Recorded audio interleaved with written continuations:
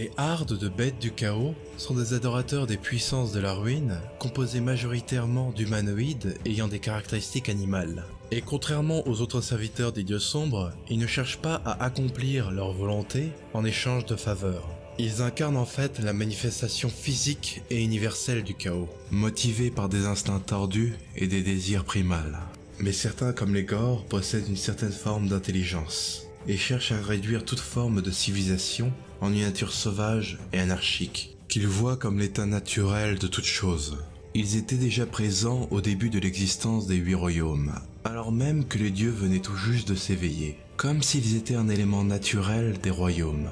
Royaumes qui, créés à partir des vents de magie, sont eux aussi originaires des royaumes du chaos.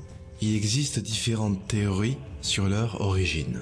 La première est celle du progéniteur originel, une bête qui aurait été engendrée lors de la première distorsion d'énergie du chaos dans les royaumes. Certaines légendes de tribus de Gour, le royaume de la bête, relatent d'une créature similaire à travers les âges.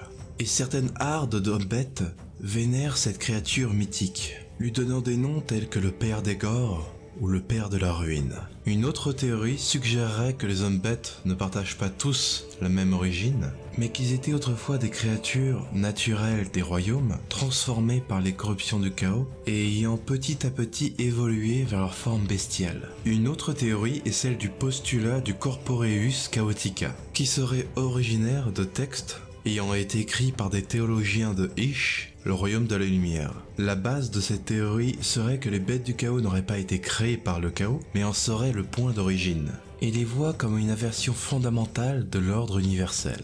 Selon leur postulat, ces créatures seraient des descendants de civilisations qui ne se seraient pas séparées comme la nature l'aurait voulu selon eux. Et pour s'en sauvegarder prônent l'isolationnisme des différentes races elfiques, naines et humaines, par exemple. Encore maintenant, ces textes sont réutilisés par des prédicateurs dans les cités de Sigmar et sont malheureusement à l'origine de nombreuses ségrégations entre les différents peuples. Qui sait si l'une de ces théories sont valides, mais le fait est que la présence des bêtes du chaos est sans doute ce qui a alerté les dieux du chaos de l'existence des 8 royaumes.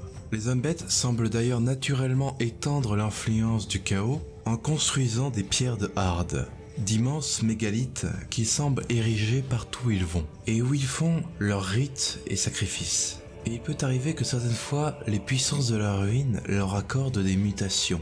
Bien qu'ils ne les vénèrent pas comme des dieux, certaines hardes peuvent reconnaître leur puissance et accepter leur domination. Bien que certains leaders des grandes hardes décident aussi volontairement de ne pas se soumettre et de détruire leurs pierres de harde, au risque de s'attirer les foudres des dieux sombres. Mais les hardes qui s'adonnent à certains dieux en particulier ont donné naissance à certaines sous-espèces spécifiques à ces dieux, comme les Tsankor par exemple. Au final, les grandes hardes sont aussi vieilles que les royaumes eux-mêmes, et cherchent à les ramener à un état anarchique et primal dans lequel ils étaient avant que les dieux ne réinstaurent la civilisation. Il est aussi intéressant d'explorer en mention honorable les hommes-bêtes non chaotiques. Car si les bêtes du chaos sont la manifestation physique des puissances de la ruine, certaines races hommes-bêtes se sont manifestées à travers les royaumes et semblent avoir été créées ou descendent d'humanoïdes modifiés par l'influence des 8 royaumes eux-mêmes. Comme les Drogruk par exemple, le peuple de centaures gigantesques de Kragnos, qui est originaire du royaume de Gour,